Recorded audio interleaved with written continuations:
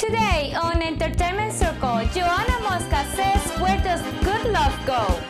A new attraction at the Nashville Zoo for the whole family.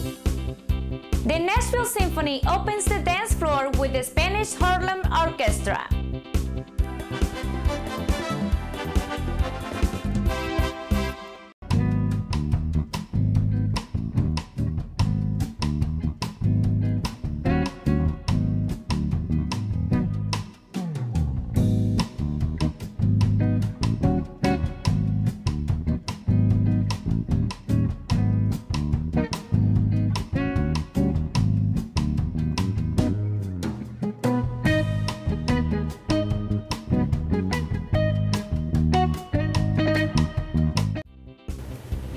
Welcome to Entertainment Circle. I'm Sheyla Paz and I can be more excited today because I have salsa from New York City for you today.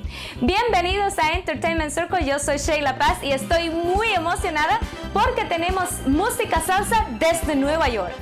Before I bring you all the excitement moments from the Spanish Harlem Orchestra, I need to tell you that there is a new attraction at the Nashville Zoo for the whole family, and their newest exhibit called DinoTrek. And here is what you can expect when you go. Antes de traerles todos los momentos emocionantes de la Orquesta Harlem de Nueva York, les tengo que contar que el zoológico de Nashville tiene una nueva atracción para toda la familia que se llama DinoTrek. Watch.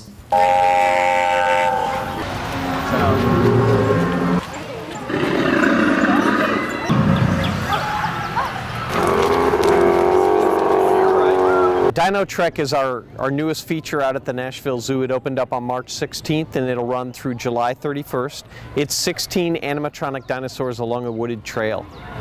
Whose idea was to bring this kind of technology to the Nashville Zoo where it's supposed to be live animals? We talked a lot about different things that we could bring to the zoo, and Nashville really has not seen a good dinosaur exhibit in quite some time. The animatronic dinosaurs have come a long way in recent years in terms of how they function and how they sound.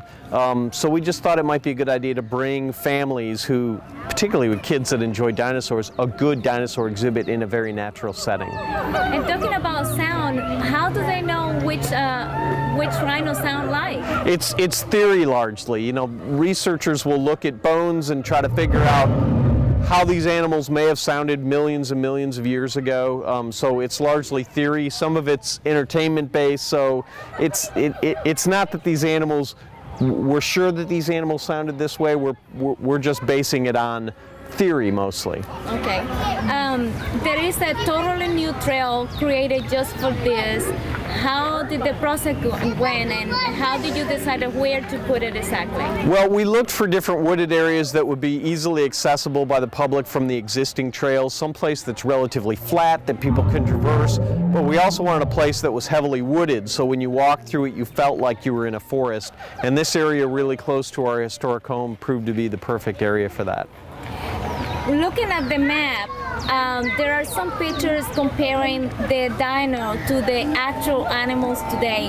How did they figure out which one was similar to what? Again, it's largely research based. You know, back when people started looking at dinosaur bones and fossils and trying to figure out what descendants may have come from dinosaurs, a lot of people thought that they were based as reptiles. And I think more and more they're starting to realize that dinosaurs may be more closely resembled, or birds may be closer to dinosaurs than reptiles are these days. There are some animals that were around during that same period. Alligators were around during the same time period, so there are reptiles that existed then.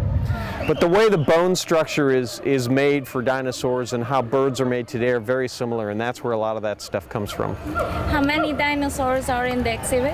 We have well, it's hard to say because we've got little babies and there's several of those, but we have 16 different areas that you can see dinosaurs.